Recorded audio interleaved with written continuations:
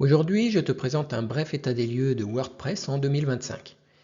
WordPress est utilisé pour créer plus de 43% de tous les sites web du monde, ce qui en fait de loin le premier outil de création de sites web, sites de tout type allant du simple blog au site de grande entreprise. L'un des plus gros points forts de WordPress, c'est la richesse de son écosystème, avec plus de 59 000 plugins sur le répertoire officiel, dont 62 qui ont plus d'1 million d'installations actives. Et on dénombre également plus de 50 000 thèmes, dont 11 000 gratuits, ce qui est vraiment colossal. Alors depuis 2023, WordPress connaît une petite révolution avec le FSE, Full Site Editing, qui permet de personnaliser de plus en plus l'apparence d'un site de façon native, indépendamment du thème choisi. Et c'est un gros changement qui montre que WordPress est encore très dynamique et ne se repose pas sur ses lauriers. Voyons maintenant les parts de marché de WordPress.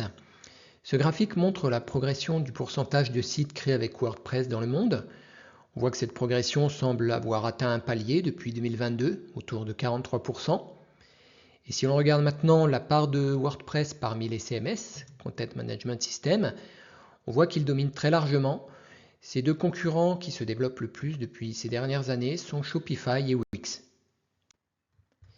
Pour finir, depuis fin 2024, WordPress est au cœur d'une guerre juridique entre Automattic, la société mère de WordPress, et WP Engine, l'un des principaux hébergeurs spécialisés dans WordPress. Alors sans entrer dans les détails, Automattic a accusé WP Engine de violer les règles d'utilisation de WordPress et de l'utiliser sans contribuer suffisamment à son développement open source. Le conflit s'est poursuivi publiquement avec des déclarations virulentes de part et d'autre.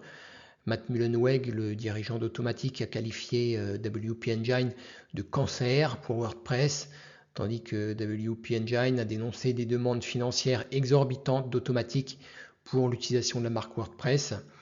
Et le conflit n'est pas réglé à ce jour. Alors, est-ce qu'il pourrait fragiliser WordPress? L'avenir nous le dira. En attendant, voilà pour ce rapide état des lieux. Dans la prochaine vidéo, je te partagerai un retour de mon expérience de WordPress après 10 ans d'utilisation et surtout les principales limites que je vois à ce CMS. Sur ce, je te dis à bientôt.